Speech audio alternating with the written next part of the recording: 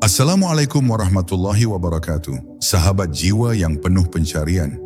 Pernahkah kamu merasa ada pertanyaan-pertanyaan besar dalam hidup ini yang tak pernah terjawab? Saat dunia terasa penuh kebingungan dan gelap tanpa arah, ada satu doa sederhana yang memuat kunci untuk menemukan semua jawaban itu.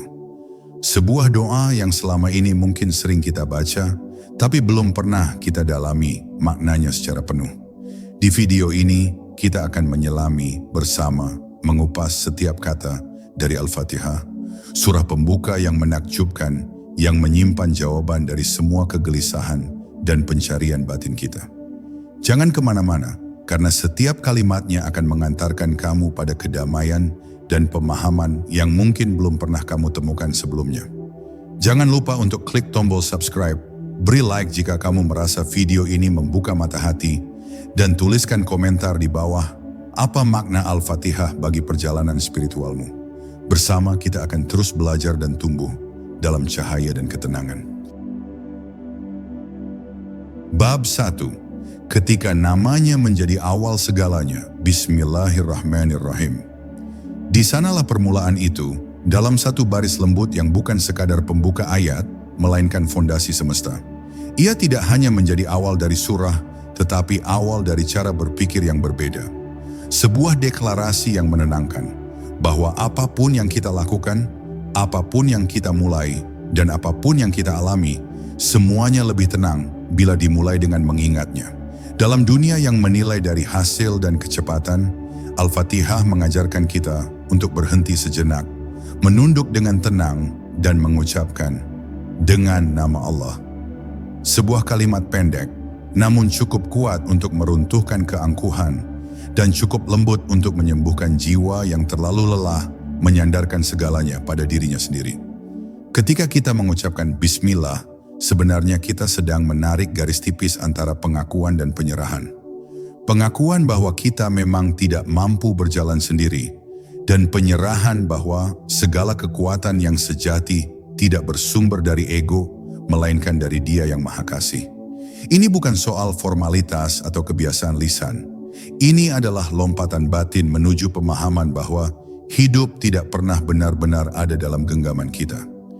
Kita hanya diizinkan berjalan sejauh yang dikehendakinya, dan dalam penyebutan namanya ada izin yang lembut untuk melanjutkan.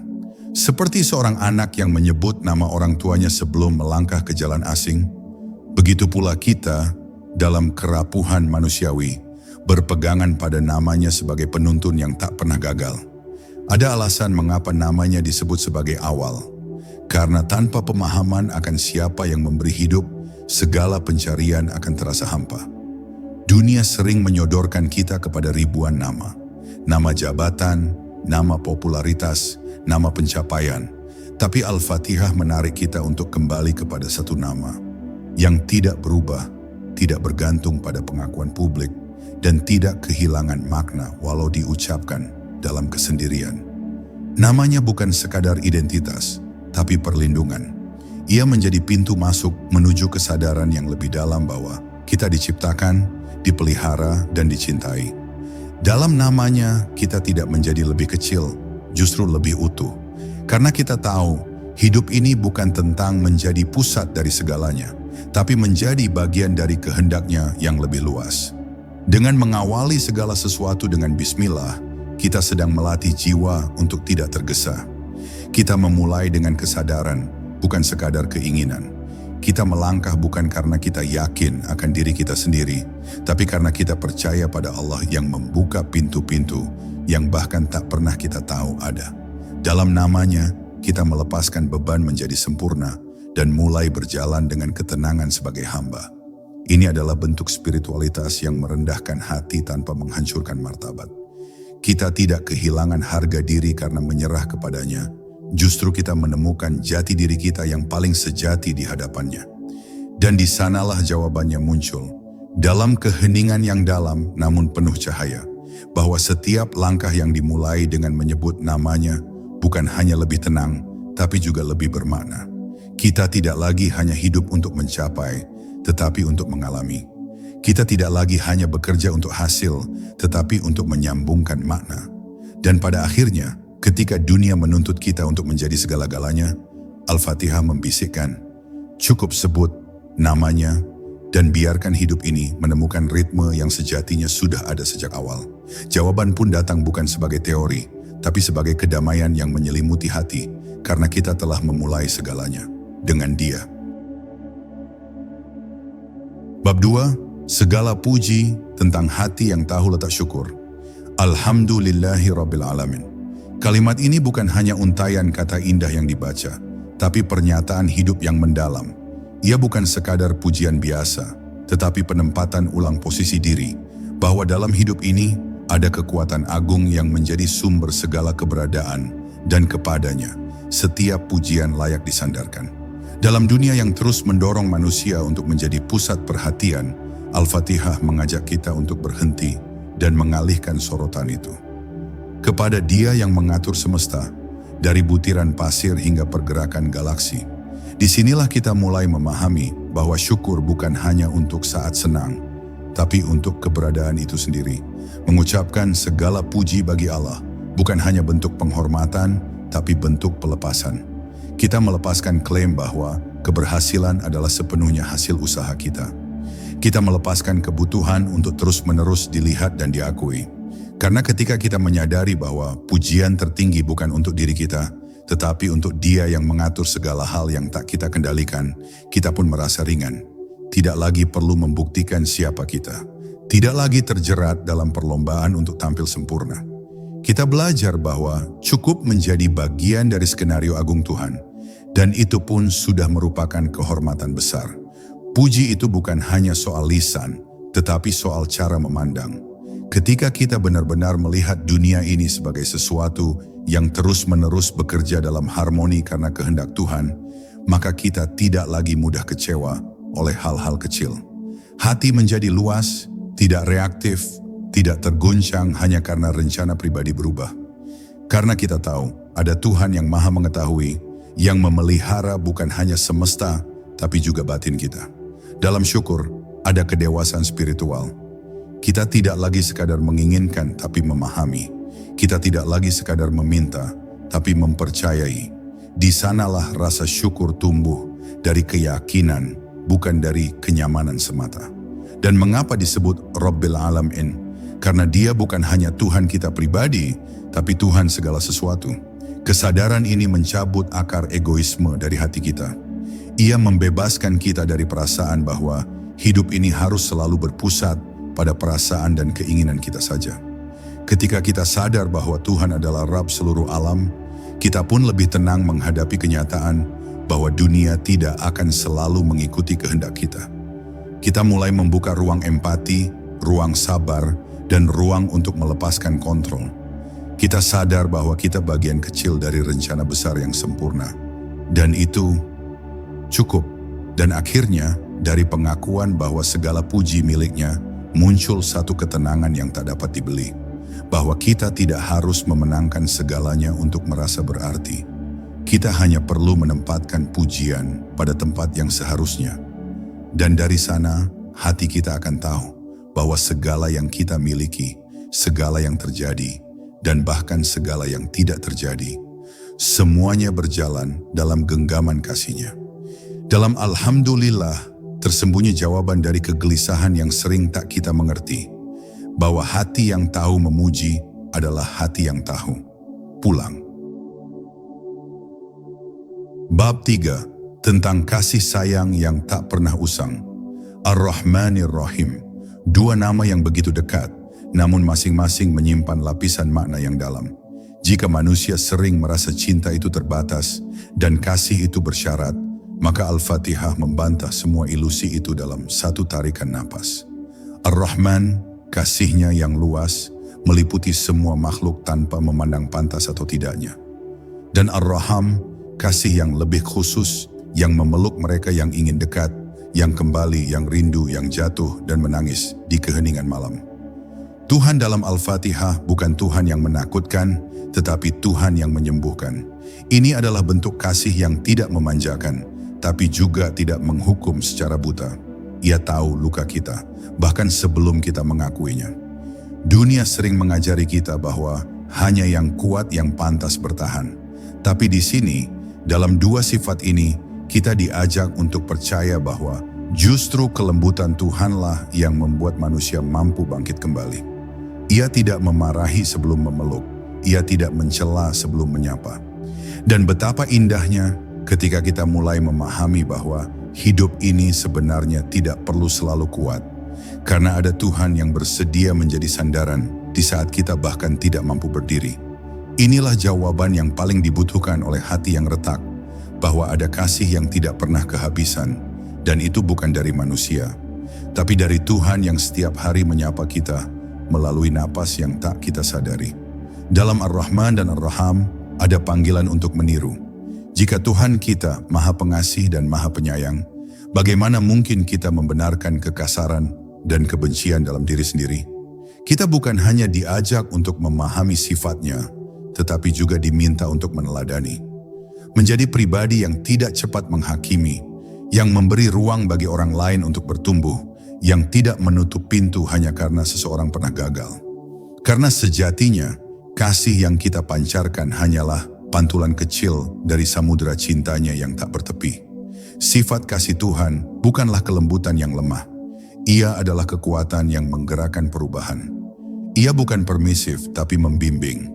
Kasih itu seperti air, mengalir perlahan, namun mampu mengikis batu tergelap dalam jiwa. Dan ketika kita benar-benar menerima bahwa kita dicintai tanpa syarat, kita pun mulai memandang dunia dengan mata yang baru. Kita tak lagi haus validasi dari manusia. Kita tidak lagi menyimpan dendam yang meracuni, karena kasihnya cukup, lebih dari cukup. Ia membuat kita utuh meski dunia mengira kita pecah. Dan disitulah jawaban lainnya bersemayam, bahwa kasih sejati adalah jembatan antara kejatuhan dan pengampunan, antara kesalahan dan kesempatan kedua. Dalam Ar-Rahmanir Rahim, kita diajak untuk percaya bahwa tidak ada yang terlalu jauh, tidak ada luka yang terlalu dalam, dan tidak ada kesalahan yang tak bisa dilampaui. Tuhan tidak memerlukan kita untuk sempurna. Ia hanya ingin kita kembali. Dan mungkin itu saja sudah cukup untuk menyembuhkan hidup yang terlalu lama merasa sendiri. Bab 4. Pemilik hari pembalasan dan makna waktu yang ditegakkan. Maliki Yaumiddin. Kalimat ini terasa seperti lonceng sunyi yang membangunkan hati dari tidur panjangnya. Bahwa seindah apapun dunia ini, sepadat apapun aktivitas kita, dan secepat apapun hari-hari bergulir, akan datang satu hari di mana segala sesuatu akan ditimbang dengan keadilan yang sempurna. Ini bukan ancaman, melainkan pengingat penuh kasih, bahwa hidup ini bukan mainan tanpa arah. Segala sikap, niat, dan keputusan akan mendapatkan maknanya, bukan di hadapan manusia, tetapi di hadapan Tuhan, Sang Pemilik Hari. Dalam dunia yang sering mengaburkan mana benar dan salah, kalimat ini adalah kompas yang menegakkan poros nilai yang tak tergoyahkan. Ketika kita menyebut Dia sebagai Malik atas hari pembalasan, kita sedang menyerahkan semua urusan keadilan yang tak mampu kita selesaikan sendiri. Kita sedang mengakui bahwa tidak semua luka perlu dibalas dengan tangan kita. Tidak semua ketidakadilan perlu kita selesaikan hari ini, karena ada hari dan ada pemiliknya yang tidak lupa, tidak lalai, dan tidak berat sebelah. Disinilah hati yang lelah merasa tenang. Kita tidak perlu menghabiskan hidup untuk membalas, karena Tuhan telah menjanjikan hari di mana segala sesuatu akan dijelaskan. Dalam janji ini, kita belajar, melepaskan bukan berarti kalah, melainkan percaya. Ada ketenangan mendalam dalam menyadari bahwa keadilan tidak selalu harus tampak sekarang. Dunia tidak adil, itu kenyataan. Tapi Tuhan tetap adil, itu kebenaran. Ketika manusia merampas, memfitnah, atau mengabaikan, kita tetap bisa memilih untuk tidak tenggelam dalam amarah, karena kita tahu ada hari yang menanti. Hari itu bukan hanya tentang hukuman, tetapi juga tentang penjelasan, tentang pengungkapan kebenaran yang selama ini tertutup kabut. Dan yang paling indah, hari itu berada dalam kendali Dia yang Maha Mengetahui, bukan dalam kendali manusia yang mudah salah sangka. Namun ayat ini bukan hanya tentang rasa tenang karena akan ada balasan. Ia juga menuntun kita pada tanggung jawab. Karena bila kita percaya akan hari pembalasan, maka setiap langkah, setiap ucapan, dan bahkan isi hati harus kita rawat. Kita tak bisa lagi hidup sembarangan karena kita tahu semuanya sedang ditulis, tidak satu pun luput. Maka hidup menjadi lebih berhati-hati, bukan karena takut akan neraka semata, tetapi karena cinta pada keadilan Tuhan. Kita ingin kelak, saat berdiri di hadapannya, kita tidak menyesal karena menyia-nyiakan waktu dan niat yang telah diberi. Dan dari sinilah muncul satu lagi jawaban agung, bahwa hidup ini bukan tentang seberapa banyak yang kita miliki, tapi seberapa dalam kita memahami makna waktu. Hari pembalasan bukan hanya akhir dari cerita, tapi juga awal dari pengungkapan hakikat. Ketika segalanya yang tersembunyi menjadi terang dan yang terlupakan menjadi nyata, maka setiap hari yang kita jalani hari ini sebenarnya adalah latihan untuk hari itu. Dalam Maliki Yaumiddin, kita diajak bukan untuk takut, tapi untuk siap dengan jiwa yang terus membersihkan niat dan dengan hati yang tahu semua ini bukan sia-sia. Bab 5. Iyyaka na'budu, jalan sunyi menuju ketundukan sejati. Iyyaka na'budu, hanya kepadamu kami menyembah. Dalam satu kalimat pendek ini, terbuka pintu menuju esensi penghambaan yang sesungguhnya. Ia bukan sekadar pernyataan ibadah lahiriah, tapi sebuah ikrar batin yang paling jujur, bahwa tiada yang layak dijadikan tujuan, sandaran, atau pusat kehidupan selain Allah. Dan dalam dunia yang diam-diam membentuk manusia untuk menyembah banyak hal, harta, kekuasaan, opini publik, bahkan dirinya sendiri, kalimat ini menjadi revolusi diam yang menyelamatkan jiwa dari keterikatan palsu. Sebab tak ada yang lebih menyesakkan daripada menjadi hamba dari sesuatu yang fana. Dan tak ada yang lebih membebaskan daripada tunduk hanya kepada yang kekal. Penghambaan bukan berarti kehilangan jati diri. Justru dalam menghambakan diri kepada Allah, manusia menemukan siapa dirinya yang sejati. Ia bukan sekadar makhluk kecil yang terombang-ambing oleh dunia, tapi hamba yang sadar kepada siapa ia berdiri. Kita menyembah bukan karena Allah membutuhkan pengakuan kita, tapi karena jiwa kita merindukan keterhubungan dengan asalnya. Di dalam ibadah, ada ruang tenang yang tak dapat diberikan oleh pencapaian dunia. Ada jeda sakral di mana kita berhenti dari peran sosial, topeng, dan segala sandiwara. Kita hanya menjadi hamba yang menghadap tanpa prestasi, tanpa kebanggaan, hanya kejujuran. Kalimat ini juga menyiratkan keberanian, karena menyatakan hanya kepadamu kami menyembah, berarti menolak untuk diperbudak oleh apapun selainnya. Ia menolak godaan kekuasaan yang menjanjikan kuasa semu. Ia menolak tunduk pada norma sosial yang bertentangan dengan nilai ilahi. Ia menolak menjadi boneka dalam sistem yang menilai manusia hanya dari materi. Kalimat ini seperti pisau cahaya yang memotong semua belenggu palsu. Ia membebaskan jiwa, mengingatkan bahwa tidak ada makhluk yang pantas disembah. Tidak ada ideologi yang layak diagungkan lebih dari perintahnya. Tidak ada cinta yang layak ditinggikan melebihi cinta pada Dia yang menciptakan hati. Dan menariknya, kalimat ini memakai bentuk kami, bukan aku. Karena ibadah bukan hanya pengalaman pribadi, tetapi juga jalinan kebersamaan. Kita menyembah bersama, berdiri sejajar, sujud sejajar, tanpa perbedaan pangkat atau asal. Ibadah menciptakan masyarakat yang setara, di mana yang paling mulia bukanlah yang paling kaya, tapi yang paling takwa. Dalam Na'budu, kita diingatkan bahwa perjalanan spiritual ini bukan perjalanan individualistis yang mementingkan pencapaian diri semata, tapi jalan panjang yang saling menyokong. Kita belajar untuk saling mendoakan, bukan menjatuhkan, saling menguatkan, bukan menghakimi. Dan akhirnya, dalam ketundukan itulah, jiwa menemukan tempat pulang, bahwa selama ini yang dicari bukanlah kebebasan mutlak, tapi keterikatan yang tepat. Kita ingin diikat, tapi bukan oleh dunia yang berubah-ubah. Kita ingin diatur, tapi oleh Tuhan yang tak pernah khianat.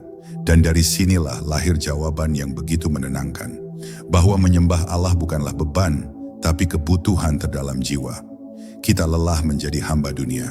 Kita letih memuaskan semua ekspektasi. Maka kita kembali menyandarkan diri sepenuhnya hanya kepadanya. Dalam Iyyaka na'budu, kita berkata, inilah aku ya Allah, hamba yang ingin kembali menjadi murni. Bab 6, dan hanya kepadamu. Kami memohon pertolongan tentang lemah yang disucikan, wa iyyaka nasta'an. Dan hanya kepadamu kami memohon pertolongan. Sebuah kalimat yang sederhana, namun menggugurkan keangkuhan terdalam manusia. Karena pada dasarnya, kita hidup dalam dunia yang menyembah kemandirian. Diajarkan sejak kecil bahwa meminta bantuan adalah tanda kelemahan, bahwa tangguh itu berarti mampu mengurus segalanya sendiri. Tapi Al-Fatihah dengan kelembutan yang tak menyindir, namun menohok, mengajarkan, tidak, lemah bukan aib, meminta bukan kekurangan. Justru dalam mengakui ketergantungan total pada Allah, kita dipulihkan dari kesombongan yang diam-diam merusak jiwa. Kita belajar bahwa kita tidak sekuat yang kita kira, dan justru disitulah letak kemuliaannya. Minta tolong dalam konteks Al-Fatihah bukan permintaan biasa. Ia bukan sekadar permohonan untuk diberi, tapi pernyataan jujur bahwa diri ini tak mampu tanpa bimbingan dan pertolongannya. Dalam dunia yang membuat manusia terobsesi pada kendali, wa iyyaka nasta'an adalah pernyataan pembebasan. Kita tidak harus mengendalikan semuanya. Kita tidak harus punya semua jawaban. Karena kita punya Tuhan dan itu lebih dari cukup. Ini adalah kalimat yang tak dibaca dengan suara keras, tapi dengan getaran batin yang dalam. Seakan hati berkata, aku tak tahu harus bagaimana, tapi Engkau tahu. Maka tolong aku, ya Rabb. Memohon pertolongan padanya bukan berarti kita berhenti berusaha, tapi itu berarti kita berhenti mengandalkan diri secara buta. Kita berikhtiar, berjalan, melangkah, tapi hati tetap menggantungkan harapan hanya kepada yang tidak pernah mengecewakan. Karena sekeras apapun manusia berusaha, akan tetap ada titik-titik dalam hidup ini di mana semuanya terasa buntu. Dan saat dunia diam, saat logika gagal, saat tak ada lagi manusia yang bisa dijadikan tempat bersandar, hanya satu kalimat yang tersisa. Tolong aku, ya Allah.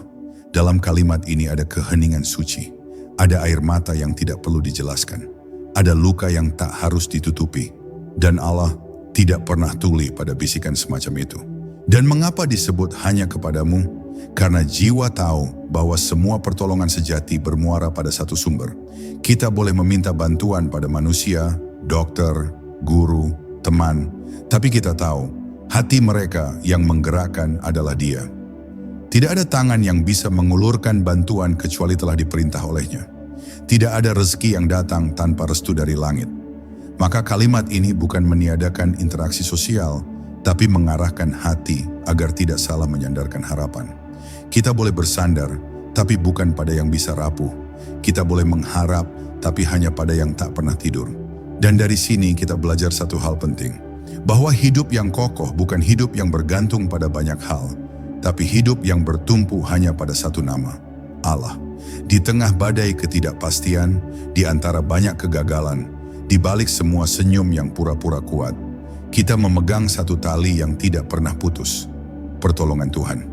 Dalam wa iyyaka nasta'an ada ruang sunyi di mana kita menanggalkan semua topeng, semua ego, semua kepura-puraan, lalu duduk sebagai hamba. Hamba yang tak malu lagi untuk berkata, aku tak sanggup sendiri. Dan justru di sana, di titik kejujuran itu, Allah turun dengan segala pertolongannya yang tidak pernah telat. Bab 7, tunjukkan kami jalan yang lurus, permohonan tanpa akhir. Ihdinas siratal mustaqim. Tunjukkanlah kami jalan yang lurus. Kalimat ini bukan sekadar permintaan arah, tapi jeritan jiwa yang rindu hidup dalam kejelasan dan makna. Di tengah simpang siur dunia yang menawarkan ribuan pilihan, berjuta opini, dan jalan hidup yang tampaknya sah-sah saja, kita bertanya, mana yang benar? Mana yang membawa kita mendekat, bukan menjauh? Maka kita memohon bukan sekali, tapi berulang setiap hari dalam setiap rakaat salat. Karena kita tahu, bahkan langkah yang baik bisa menyimpang, bahkan niat yang tulus bisa tergelincir. Kita tidak meminta sekadar jalan, tapi jalan yang lurus. Sebuah lintasan jiwa yang membentang antara bumi dan surga. Permohonan ini juga menunjukkan bahwa kita tidak pernah benar-benar selesai dalam pencarian. Hidup bukan tentang mencapai titik aman lalu berhenti, tapi tentang terus menyesuaikan arah, terus meminta ditunjukkan, terus memperbaiki niat. Bahkan orang-orang saleh pun masih memohon, tunjukkan aku ya Allah. Ini bukan karena mereka tidak tahu, tapi karena mereka tahu betapa mudahnya tergelincir, bahwa ego bisa menyamar jadi keikhlasan, bahwa hawa nafsu bisa berwajah ibadah, bahwa kebaikan bisa berubah arah jika tidak dipandu. Maka kita berkata lagi, tunjukkan aku ya Allah, jangan biarkan aku berjalan sendiri, bahkan ketika aku yakin sudah di jalan yang benar. Jalan lurus tidak selalu berarti jalan yang mudah. Ia bisa menanjak, sunyi, atau bahkan penuh ujian, tapi yang membedakan adalah ia membawa kedekatan. Setiap langkahnya mendekatkan kita kepada Allah, walau harus melewati luka, kehilangan, atau ketidakpastian. Jalan lurus itu seperti kompas jiwa. Ia tidak menjanjikan kenyamanan, tapi menawarkan kedamaian yang lebih dalam dari sekadar bahagia. Dalam permohonan ini, kita tidak meminta kehidupan yang tanpa masalah, tapi kehidupan yang tetap lurus di tengah masalah. Kita meminta kekuatan untuk tetap tegak, meski dunia berusaha menekuk arah kita. Menariknya, kalimat ini tidak menggunakan kata tunjukkan aku, melainkan tunjukkanlah kami. Ini bukan perjalanan egoistis menuju keselamatan pribadi. Ini adalah ikhtiar kolektif. Kita ingin tidak hanya diri kita yang sampai, tapi juga keluarga, sahabat, tetangga, bahkan mereka yang belum mengenal cahaya. Kita sedang memohon, ya Allah, bimbing kami semua. Jangan hanya selamatkan aku, tapi selamatkan kami sebagai satu umat. Kalimat ini mengajarkan kerendahan hati. Kita tidak merasa sudah benar sendiri. Kita sadar bahwa hidayah bukan hasil usaha, tapi pemberian yang harus terus diminta. Dan dari sinilah muncul satu lagi jawaban abadi, bahwa arah yang benar hanya bisa dijaga dengan terus-menerus memohon bimbingan. Tak peduli seberapa pintar, seberapa taat, seberapa sukses, kita semua tetap membutuhkan tuntunan. Jalan lurus bukan garis mati. Ia adalah gerak spiritual yang dijaga dengan doa, diperbaiki dengan tobat, dan dikuatkan dengan harapan. Maka setiap kali kita membaca Ihdinas Siratal Mustaqim, kita sedang memperbarui komitmen. Kita sedang berkata, Tuhan, jangan biarkan aku berjalan dengan cahaya palsu.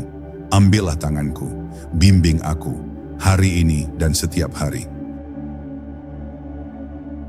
Bab 8. Jalan orang-orang yang Engkau anugerahi nikmat, menemukan jejak para kekasih Allah. Siratal ladzina an'amta alaihim. Jalan orang-orang yang telah Engkau beri nikmat. Kalimat ini seperti pelita kecil dalam kabut yang tebal. Ia tidak hanya menunjukkan bahwa ada jalan yang lurus, tapi juga menegaskan bahwa jalan itu telah pernah dilalui oleh mereka yang mendahului kita. Mereka yang diberi nikmat oleh Allah. Kalimat ini menghadirkan harapan yang dalam, bahwa kita tidak berjalan sendirian dalam kegelapan. Ada jejak, ada teladan, ada warisan ruhani yang bisa kita ikuti. Karena terkadang arah menjadi lebih jelas saat kita melihat siapa yang pernah melaluinya, dan bagaimana mereka menjaga pijakan mereka tetap lurus. Mereka yang diberi nikmat itu bukan sembarang orang. Mereka adalah para nabi, para syiddiqin, syuhada, dan orang-orang saleh yang tidak hanya mengenal Tuhan di lidah, tetapi juga mencintainya dengan seluruh hidupnya. Hidup mereka bukan tanpa derita, tetapi dalam penderitaan itulah mereka semakin dekat dengan Tuhan.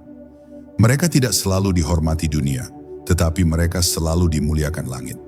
Mereka mungkin kehilangan banyak hal di bumi, tapi mereka tidak pernah kehilangan arah.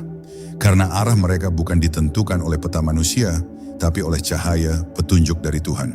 Dan kita diperintahkan untuk berjalan di jalan yang sama, tidak meniru bentuknya, tapi meneladani semangatnya. Kalimat ini adalah pengakuan bahwa kita membutuhkan panutan. Dalam dunia yang gemar mengagungkan tokoh-tokoh semu, Al-Fatihah mengarahkan pandangan kita kepada tokoh-tokoh sejati. Bukan mereka yang terkenal karena suara, kuasa, atau jumlah pengikut, tapi karena ketundukan mereka kepada Allah. Jalan mereka tidak viral, tidak populer, mungkin bahkan sunyi, tapi jalan mereka lah yang menyelamatkan jiwa. Mereka adalah cermin bagi kita.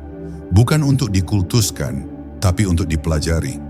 Kita merenungi hidup mereka bukan agar merasa kecil, tetapi agar tahu bahwa mungkin kita juga bisa menapaki langkah yang sama, selangkah demi selangkah, dengan segala kekurangan kita. Permohonan ini juga secara halus mengajarkan bahwa nikmat sejati bukanlah harta, kesehatan, atau jabatan. Nikmat sejati adalah bisa berjalan di jalan yang lurus, bisa mengenal Allah dan dicintai olehnya. Maka kita berdoa bukan sekadar agar diberi nikmat dunia, tetapi agar diberi bagian dari nikmat mereka, para kekasih Tuhan. Dan ini adalah bentuk permintaan yang paling tinggi. Bukan minta kemudahan, tapi minta arah. Bukan minta kenyamanan, tapi minta keteguhan di jalan yang benar. Kita sedang berkata, "Ya Allah, izinkan aku berjalan bersama mereka. Meski langkahku goyah, meski imanku belum sekuat mereka, tapi aku ingin menapaki jalan yang sama." Dan dari sinilah kita belajar bahwa hidup adalah perjalanan mencari jejak orang-orang yang dicintai Allah. Bukan meniru dunia mereka, tapi menyerap semangat hidup mereka. Kita membaca kisah Nabi bukan sekadar untuk tahu sejarah, tapi untuk bercermin. Bagaimana sabarnya, bagaimana tawakalnya, bagaimana lembutnya. Kita melihat para syuhada bukan dengan kekaguman kosong, tapi dengan pertanyaan dalam hati. Bagaimana aku bisa lebih ikhlas, lebih berani, lebih jujur? Dan akhirnya dalam kalimat ini kita menemukan satu lagi jawaban agung, bahwa arah hidup menjadi benar ketika kita tahu siapa yang kita jadikan contoh. Maka kita berdoa agar diberi kemampuan mencintai dan mengikuti mereka yang telah ditunjuk Allah sebagai penerang jalan. Bab 9. Bukan jalan mereka yang dimurkai membebaskan diri dari bayang-bayang amarah. Ghairil maghdubi alaihim. Bukan jalan mereka yang dimurkai. Kalimat ini hadir sebagai peringatan yang sangat halus namun sangat tajam. Di tengah perjalanan panjang mencari cahaya dan petunjuk, kita diingatkan bahwa tidak semua jalan lurus adalah jalan yang diridhoi. Ada jalan yang memang tampak lurus, tetapi membawa kepada murka Allah. Ini bukan hanya tentang dosa besar atau pelanggaran nyata, tapi juga tentang niat, kesombongan, dan ketidakikhlasan yang tersembunyi di balik tindakan. Kita dipanggil untuk introspeksi, agar tidak terjebak dalam pola pikir dan perilaku yang sesungguhnya adalah jebakan yang memisahkan kita dari rahmat-Nya. Penting untuk disadari bahwa murka Allah bukan hanya hukuman, tapi refleksi dari perpisahan batin yang terjadi ketika seseorang menolak kebenaran. Mereka yang dimurkai bukan hanya orang yang berbuat salah, tapi yang dengan sadar menolak petunjuk, yang membiarkan ego dan hawa nafsunya menguasai diri. Murka ini adalah gambaran dari keputusasaan jiwa yang tersesat, yang membakar dirinya sendiri dan juga orang lain di sekitarnya. Maka kalimat ini mengingatkan kita agar hati tetap terbuka, agar kita tidak sampai menimbulkan luka yang mendalam, baik pada diri sendiri maupun pada orang lain, karena luka-luka itulah yang membuat kita jauh dari rahmat Allah. Kalimat ini juga mengajarkan kita agar berhati-hati dalam menilai orang lain. Karena dalam sejarah, ada banyak yang dianggap dimurkai oleh masyarakat, tapi sesungguhnya masih ada ruang untuk rahmat dan pengampunan Allah. Sebaliknya, ada pula yang tampak suci di mata manusia, tapi hatinya jauh dari cahaya. Maka kita diajak untuk tidak terjebak dalam penghakiman yang dangkal dan cepat.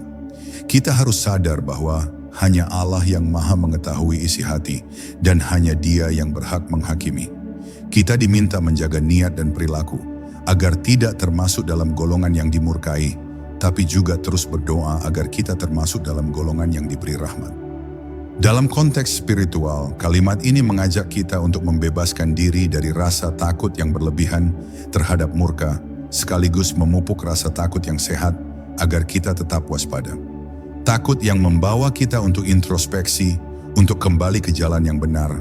Bukan takut yang membuat kita putus asa dan menjauh dari Allah. Kita belajar bahwa murka Allah bukan akhir dari segalanya, tapi panggilan untuk kembali dan memperbaiki diri. Maka kita harus berani menatap bayang-bayang murka itu, agar kita bisa memilih jalan yang benar, jalan yang membawa kita keluar dari kegelapan menuju cahaya. Akhirnya, dalam kalimat ini ada sebuah pesan yang sangat dalam, bahwa bukan hanya kita harus berusaha berjalan di jalan yang lurus, tapi juga harus berusaha menjauhkan diri dari jalan yang membawa kepada amarah dan kehancuran. Kita harus terus mengasah hati, membersihkan niat, dan memperbaiki hubungan dengan Allah dan sesama manusia. Dengan begitu, kita bisa memastikan bahwa langkah kita tidak akan salah arah, tidak akan membawa kita ke jurang murka, melainkan ke lembah rahmat dan kasih sayang yang tiada bertepi. Bab 10. Bukan jalan mereka yang sesat, menemukan kembali jejak kebenaran yang terlupakan, walad dalin, dan bukan pula jalan mereka yang sesat.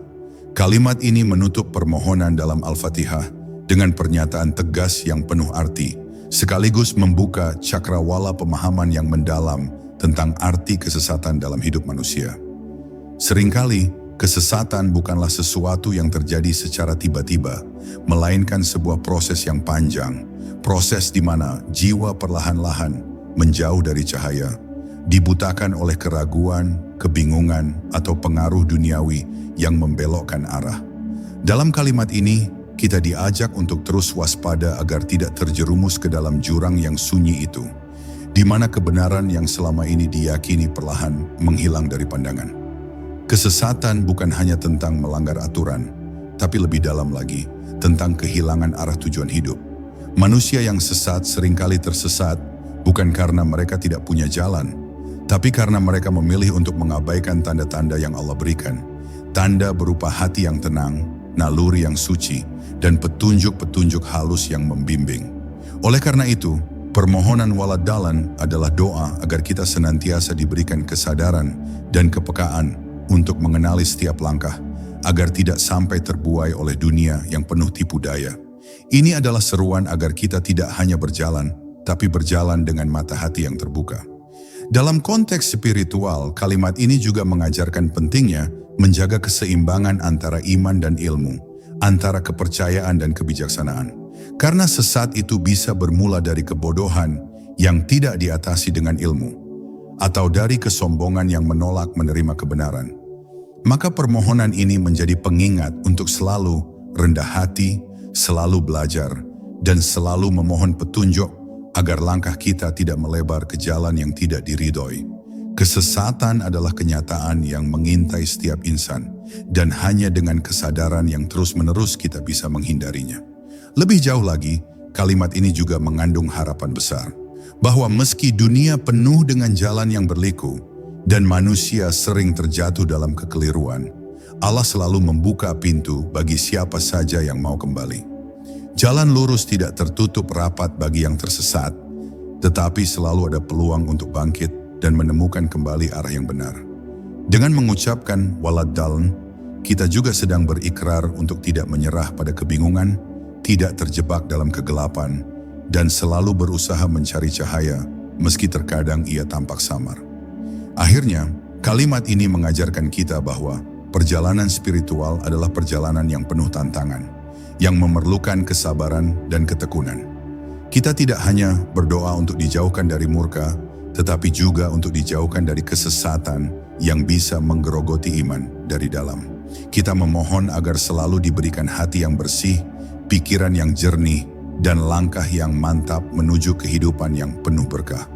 Maka dengan menyelesaikan Al-Fatihah, kita tidak hanya selesai membaca doa, tapi memulai perjalanan baru, perjalanan menuju keutuhan diri dan kedekatan abadi dengan Sang Pemberi Petunjuk. Terima kasih telah menemani perjalanan penuh makna ini, sahabat jiwa. Semoga setiap bait dari Al-Fatihah yang kita renungkan bersama mampu menuntun hati dan pikiran kita pada kedamaian yang hakiki. Ingatlah, dalam kesederhanaan doa itu tersimpan kekuatan yang luar biasa, jawaban untuk setiap pertanyaan yang pernah mengusik kalbu. Jika video ini memberikan inspirasi dan pencerahan untukmu, jangan lupa untuk like, subscribe, dan bagikan kepada mereka yang juga membutuhkan. Tuliskan pengalaman dan pemikiranmu di kolom komentar, karena setiap cerita adalah cahaya yang memperkaya perjalanan kita bersama. Sampai jumpa di video berikutnya. Semoga kita selalu berada dalam lindungan dan bimbingannya.